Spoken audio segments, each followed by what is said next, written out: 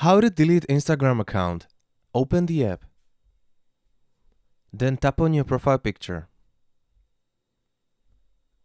Tap on these three horizontal lines in the corner and then choose Settings and Privacy. Next, Accounts Center. Then tap on Personal Details. Tap Account Ownership and Control.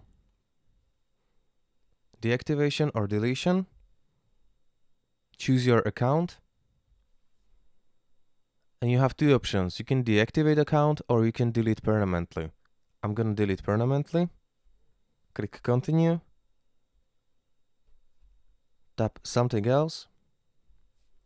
Click Continue. And then you need to put your password. Tap Continue. And then just click Delete Account. Thank you for watching the video, subscribe and see you one click later.